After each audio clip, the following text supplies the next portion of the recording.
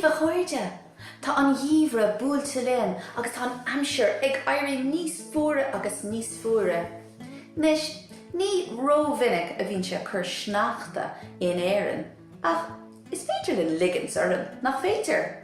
Táimse chun taispeáint díobh conas Scamall Sneachta a chruthú leis na rudaí seo leanas. Píosa cort chlór, píosa corta nó páipéir gurm, paintháin, sisúr, scúban na painte, peán luaí agus sná nó shrang. Bei rud ag an mar seo a churann puil I báipéir ag tastáil freisin, ach tá bealaí eile timpeall ar sin muna bhfuil ceannach seo agah. An chéad rud atá le déanamh ná scammal a tharraingt ar an gcuirt chlór. Agus é a dhearradh amach. Nuair atá sé gearrtha amach, tá sé in ann paint a chur air.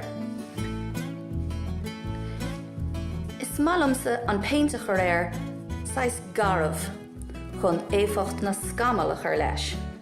Fadas atá an scammal ag trimú is féidir linn roinnt Cúla4 Sneachta a dhearradh. Chun é seo a dhéanamh is gá roinnt cearcail a dhearradh amach as an gcuirte gurm. Is féidir a dhéanamh de lámh nó tarraingt timpeall ar rud éigean le cearcail a chruthú. Den beidir 5 chin nó mar sin. Úsáid an paintháin a rís le Cúla4 Sneachta a féinteáil ar na cearcail gurma. Bíonn gach Cúla4 Sneachta éagsúil, so ní gá dó bheith fuarfa.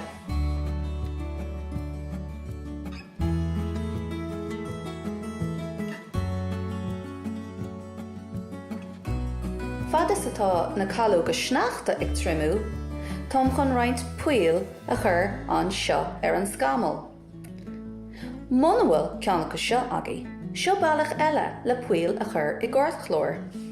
Fá píosa marla nó blúteach agus chur síos ar an maradé.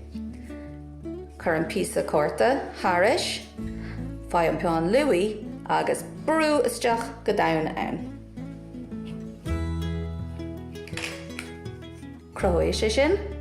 Páil dit, tá 5 fáil gearrtha inis agam isteach sa scammal. Agus inis tá mé chun píosaí sná a dhearradh agus I cheangailt le gach ceann. Tá mé chun páilachar I ngach Cúla4 Sneachta agus é cheangailt le bun na srange.